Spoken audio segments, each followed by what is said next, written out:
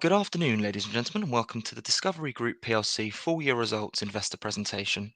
Throughout this recorded presentation, investors will be in listen-only mode. Questions are encouraged. They can be submitted at any time via the Q&A tab that's just situated on the right-hand corner of your screen. Please just simply type in your questions and press send. The company may not be in a position to answer every question it receives during the meeting itself. However, the company can review all questions submitted today and will publish those responses where it's appropriate to do so. Before we begin, we would just like to submit the following poll, and if you could give that your kind attention, I'm sure the company would be most grateful. And I would now like to hand you over to the team from Discovery Group PLC. Nick, good afternoon, sir. Good afternoon, Jude. Thank you very much. Good afternoon, everybody. Thank you for joining this call. I'm Nick Jeffries, CEO of Discovery Group, joined by Simon Gibbins, Group CFO. So we're just going to take you through a couple of slides here, which are the highlights of the group's annual results for the year ended March this year, and then we'll pause and throw it open to the floor for questions. So the key news of this set of results was that operating profits were up by 8% at constant exchange rates, delivering a record operating margin. That's an EBIT margin of 14.3%, which is an increase of 120 basis points over the prior year. As a result of that, we've come very close in the second half to reaching our reaching our target of 15%. Our second half operating margin was 14.8%. So only 20 basis points shy of that target in 2 years' time. As a result of that, we've increased our target for the next 5 years to 17%. And that represents more than 10 years now of annual growth in operating profits and margins.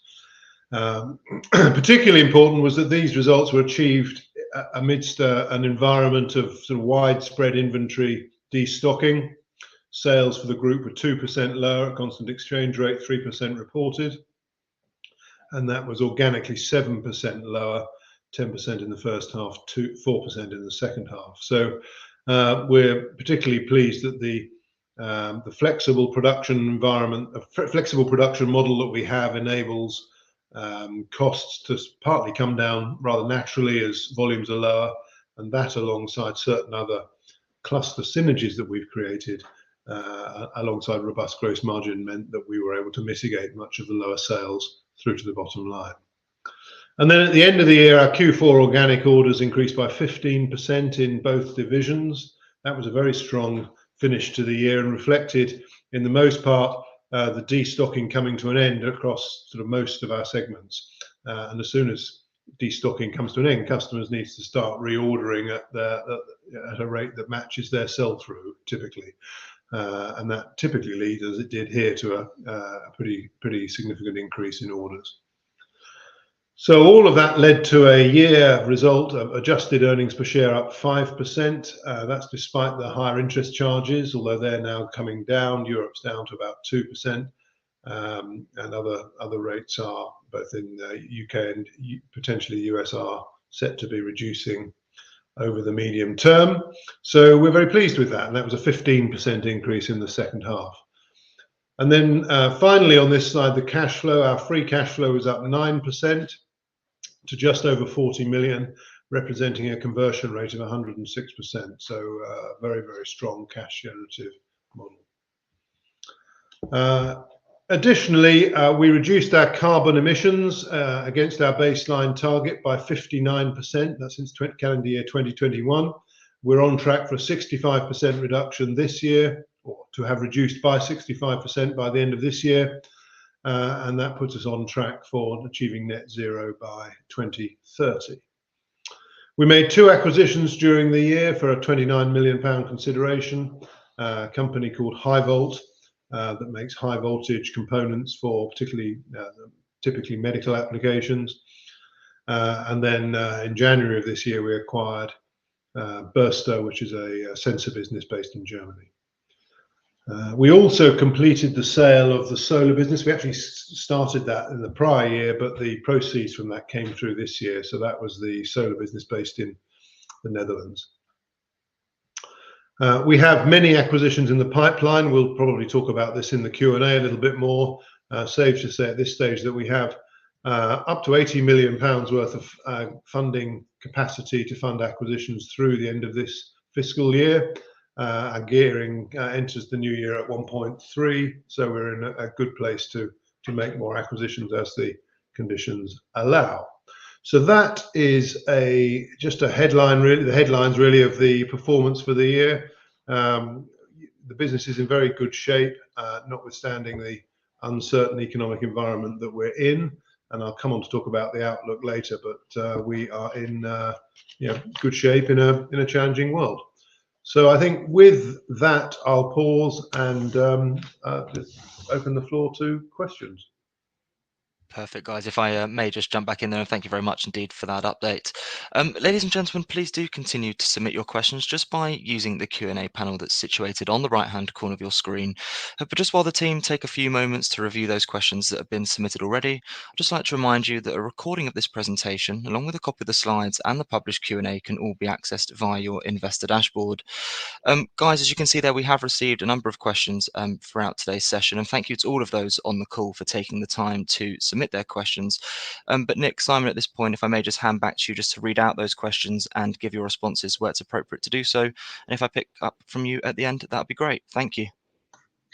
Great, thanks. Okay, thanks all for your questions coming in. I'll just read them out. I think it's the easiest thing. Yeah. So first one is around Asia. How strategic is Asia in your future manufacturing footprint and sales outlook?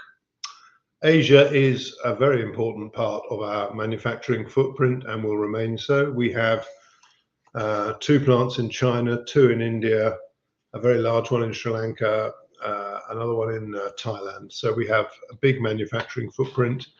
And over the last sort of few years, we've moved from being a sort of China for the world or Asia for the world model to a much more decentralized model.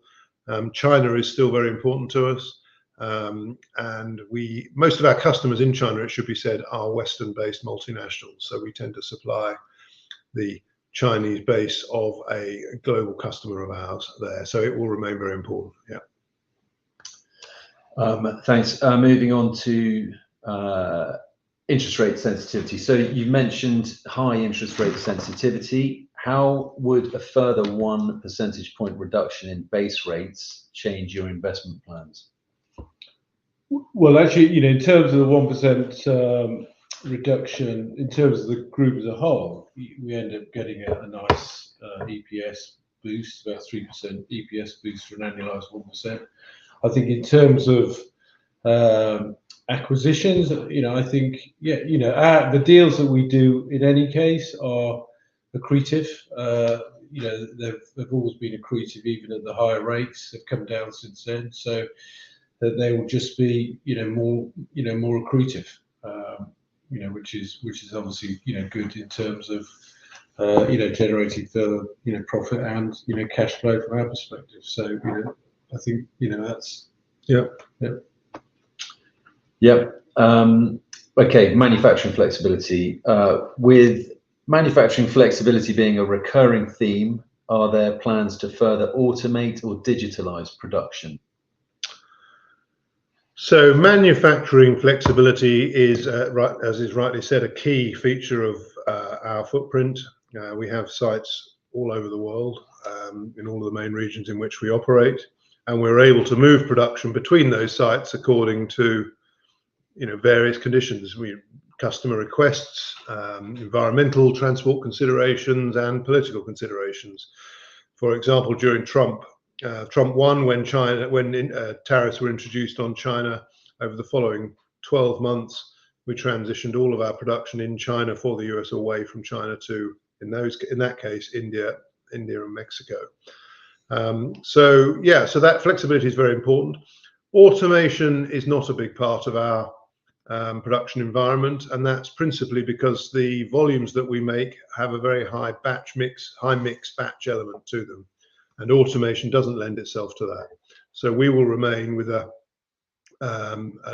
largely non-automated production capability, which has the benefit of being much lower in capex as well as being more flexible. Very clear.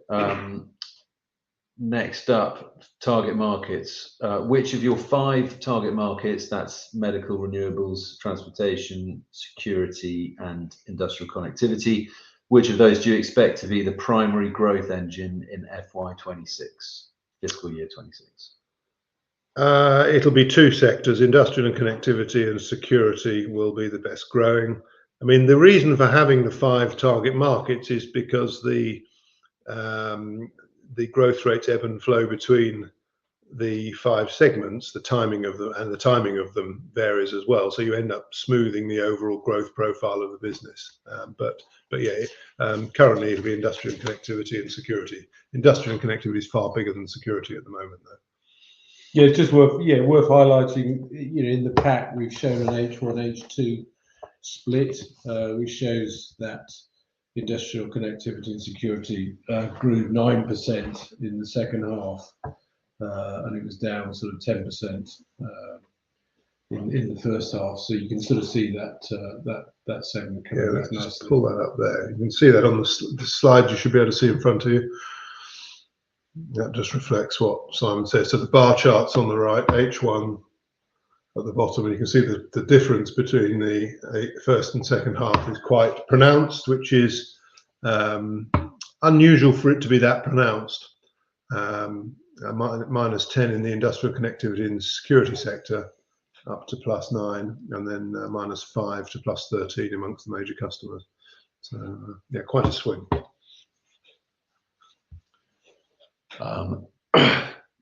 Okay, next on to customer destocking. How did customer destocking affect your own inventory levels and working capital? So we've been bringing the working capital back into line over the last 18 months. And obviously the slower our sales outnumber, then the longer it takes to adjust the working capital. There's a chart here on slide 31, it's 28, sorry, that we will just bring up, which, do you want to come on that? Yeah. Yeah, so you put it on full screen. I think that's how it is. Yeah. Oh, is it? Okay. Yeah. Okay. So you can see the chart, and the line is working capital as a percentage of sales. At the end, you can see that the working capital percentage actually organically dipped down to 16.5 from 16.6 to 16.5. Typically, the way our working capital works is, in periods of high growth, it's easier to sort of turn the inventory over, and therefore you can see that in sort of FY22, the rates got down to around about 14%, and then rising up during this period of slower growth.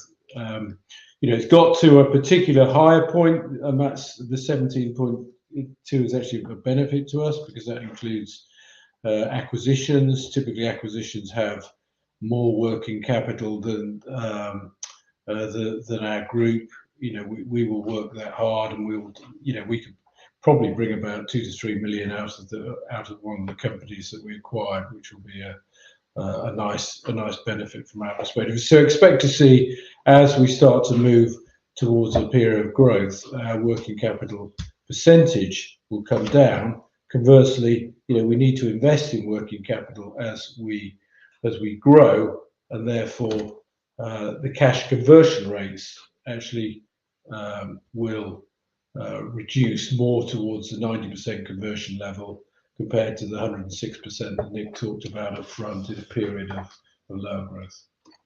Okay. Great.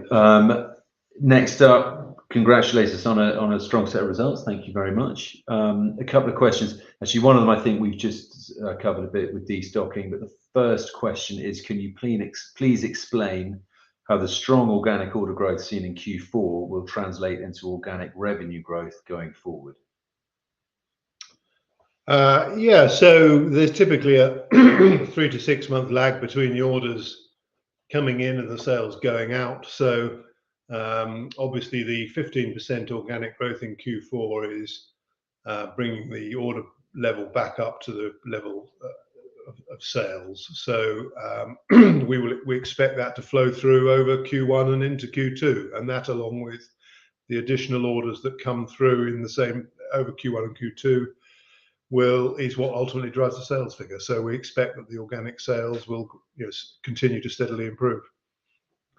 Great. And then, so the second question was, where are we in destocking, which I think sort of covered, but which businesses have further to go? So the control sector overall, so it's worth saying that the destocking was most accentuated in the US over the last year. So the US was down 16% organically, which, by the way, is a very that's a very widespread part of a very widespread trend. The electronic components industry globally has seen a similar trend, very widespread destocking, particularly in the US. For us, it was minus 16%, which was off the back of 20% growth organic the prior year. So a certain sort of rebalancing going on.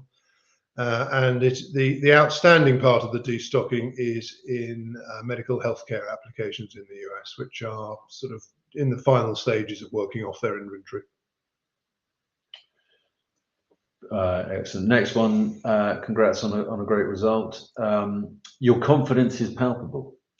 Can you continue growing EPS at similar rates to the past 5 years? I hope so. We all hope so.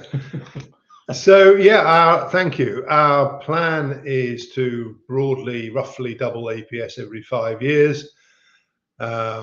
Actually, if you look at the macro data, we're big followers of non-financial money supply, and that data has been rising and growing quite strongly over the past several months, and underpins sort of growth in industrial output sort of from the autumn period this year onwards. So we are confident that we're in the sort of the right stage of the cycle. We've got this short-term wind, which is the headwind, which is the tariff uncertainty, but we think that will clear eventually, and then the macro data will come back to the fore and should, we hope, more than offset the bump in the road of the tariffs.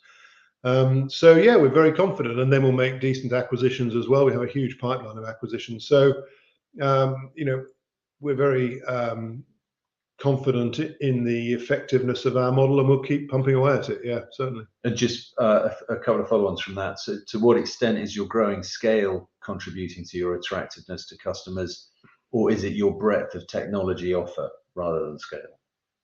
So the attractiveness to our customers primarily is our technical solutions. That is what gets us in the door. And then what really locks us in is our ability to manufacture that product consistently to the high quality that is required, consistently, repeatedly, week in, week out for months and years, and to supply that and duplicate manufacturing and move manufacturing internationally as conditions require. That's what really locks us in with major customers, and the more we do with them, the more they seem to appreciate that and do more business with us. So we have very, very long-term customer relationships as a result of that. Yeah. Next up, AI. Are you exploring AI-enhanced product development or embedded smart sensing, IoT features in your portfolio? We already use AI in some of our product development in areas like some of the basic software coding. There's an awful lot of sort of grunt work on software that needs to be done, which AI can do rather than having to get a person to do it. We use AI in some of our other sort of hardware development areas, such as bill of material development and things like that. So yeah, so that's increasingly being used, not in all of our development centers yet, but certainly in some of them. We have quite a significant presence in smart sensing, IoT, robotics, and AI controlled environments. That's one of the reasons we bought an antenna company a couple of years ago, because it's a big play into that sort of remote monitoring and control sector. So yes, it's an important area for us. Great, thanks. Next up, margins. So what's the bridge to your new margin target? So roughly speaking, so from where we're at now to 17%, roughly 2/3 will come from acquisitions and a third will come from organic development. It may be just worth putting up slide 9. So there was a slide in the pack which just showed you the progression of margin over the last 7 years. I think it's. Oh, hang on, sorry. Yeah, Next page. got it. And that shows, the increase of 6.7 percentage points in the last 7 years, and roughly in this case 50-50 has come from organic and another 50% from acquisition. So as Nick said, I think we see it going to a third, 2/3 going forward, but you can just see the breadth of initiatives, certainly in the organic, that we've undertaken to achieve that type of growth. Great, thanks. Next up, tariffs, the obligatory tariff question. How might tariffs affect the business going forward? So the direct effect of tariffs, we think, will be negligible. We make 52% of our sales into the US are made in the US. We have 7 production sites there with plenty of capacity to do more. We do import some materials for our production in North America, principally printed circuit boards, but we're in the process of resourcing those. So we expect to be able to offset most of the tariff effect on our raw materials purchasing. But any residual cost effects that come from that will be passed through in our pricing. It's a very minimal proportion of our cost of goods sold, so the effect on pricing will be very small, actually.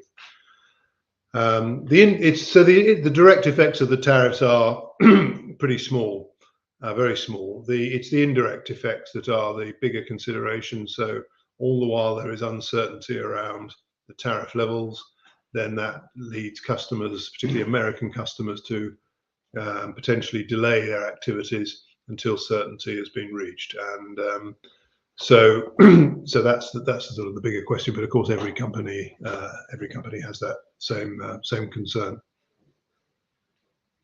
Great. Thanks, Nick. Next up, acquisitions. So can you discuss the pipeline of acquisitions in terms of target markets, size, firepower, willingness to increase leverage, etc.?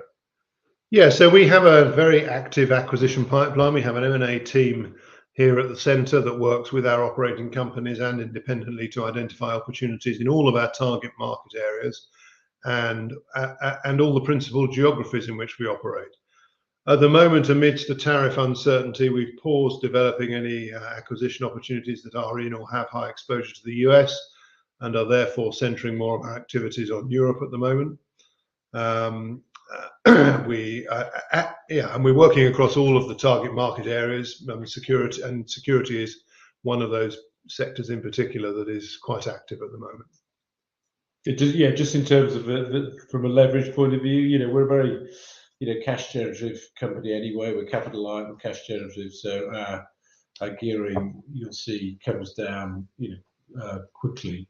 In terms of our gearing at the moment, Nick led with that. We're at 1.3 geared. That gives us around 80 million that we could spend firepower to take it up to 2 times. We wouldn't be looking to go beyond that. The 1.5 to 2 time range is what we've stuck with for the last number of years. That's always been our sort of target range. So it gives us plenty of risk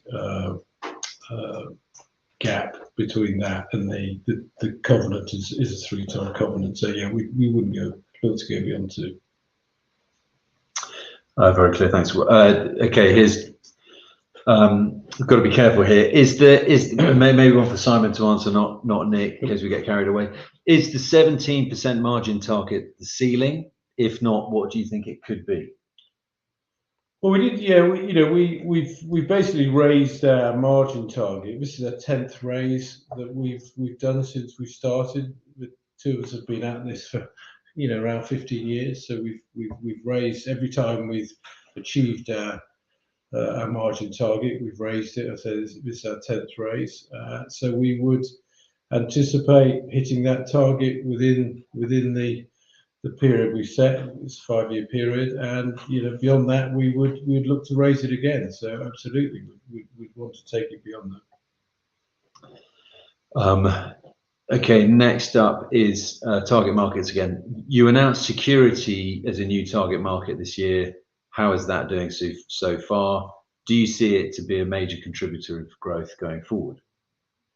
Yes, I do, and yes, it's going very well. It's now in the year just gone, it's the second largest area for design wins for us, both in commercial and sort of governmental and defence areas. So yeah, it's a growing area. It has very similar characteristics actually to our other target markets in that it has good range of high quality, large multinational customers that are sort of receptive to our value proposition, and it's obviously got a particular market a tailwind to go with it as well. So yeah, it's doing very well, and it will be a major contributor to growth. Yes.